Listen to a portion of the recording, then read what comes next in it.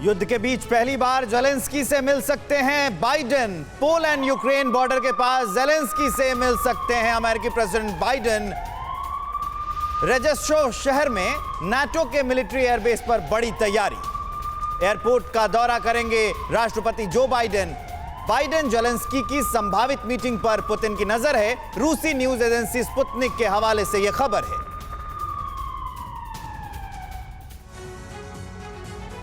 महायुद्ध की जो आग रूस और यूक्रेन की जंग से नहीं भड़की, महायुद्ध की जो आग नेटो के शिखर सम्मेलन से नहीं भड़की, वो अमेरिका के राष्ट्रपति जो बाइडेन की एक मीटिंग से भड़क सकती है। यूक्रेन से युद्ध लड़ रहे रूस के लिए लक्ष्मण रेखा का ऐलान करने के बाद अमेरिका के राष्ट्रपति जो बाइडेन यूक्रेन की सीमा पर कदम रखने वाले हैं।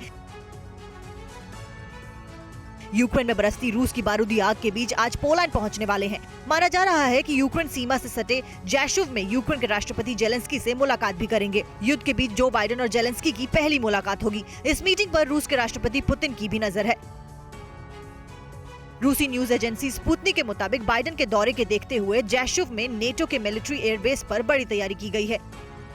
दक्षिण पूर्वी पोलैंड का जैशुव शहर यूक्रेन के लवीव से महज पौने 200 किलोमीटर दूर है। ये पोलैंड में नेटो फोर्सेस का बड़ा सैनिक अड्डा है। अमेरिका, जर्मनी, ब्रिटेन से नेटो की फौज के लिए ज्यादातर हथियार यहीं पहुंचते हैं। बताया जाता है कि यूक्रेन को हथियारों की सप्लाई भी यहीं से की जाती है।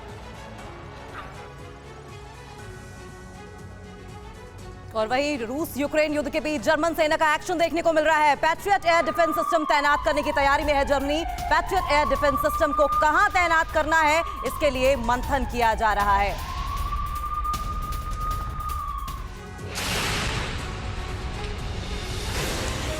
रूस यूक्रेन युद्ध के बीच जर्मनी की सेना भी एक्शन में है। जर्मनी अपनी पैट्रियट एयर डिफेंस सिस्टम तैनात करने की तैयारी में है, लेकिन पैट्रियट एयर डिफेंस सिस्टम को कहां तैनात किया जाएगा, इसके लिए मंथन जारी है।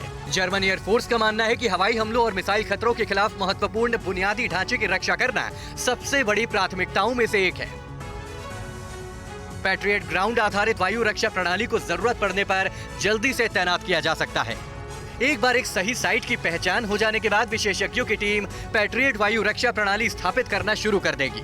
जर्मनी की पैट्रियट एयर डिफेंस सिस्टम की खासियत है कि ये संभावित घुसपैठिए को पूरी तरह से पकड़ पाने में सक्षम है। रूस और यूक्रेन के बीच युद्ध जैसे जैसे भीषण होता जा रहा है, इसके विस्तार की भी अटकलें लगाई जा रही हैं। हाल ही में हुए एक सर्वे में पता चला है कि 10 में से 7 जर्मन ये मानते हैं कि युद्ध दूसरे देशों में भी फैल सकता है।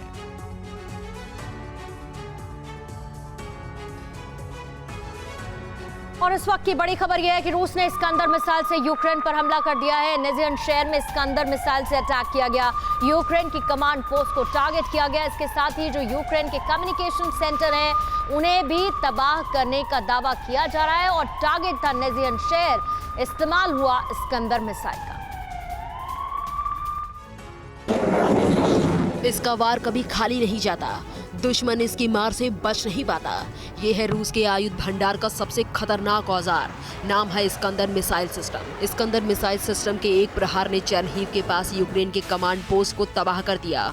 यूक्रेन इस हमले का जवाब दे पाता, इससे पहले ही रूस के दूसरे हमले ने चेरनीव से कुछ ही किलोमीटर की दूरी पर मौजूद यूक्रेनी आर्मी के कम्युनिकेशन सेंटर को भी धूल में मिला दिया।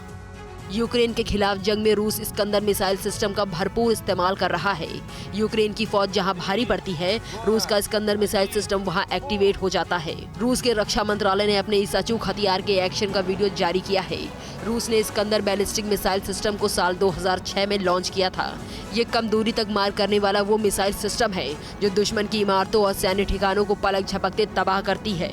बेलारूस लगातार कह रहा है कि यूक्रेन से जंग में उसकी जमीन का इस्तेमाल नहीं हो रहा, लेकिन यूक्रेन का दावा इसके उलट है। वो कह रहा है कि इस्कंदर मिसाइल उधर से ही दागी जा रही है।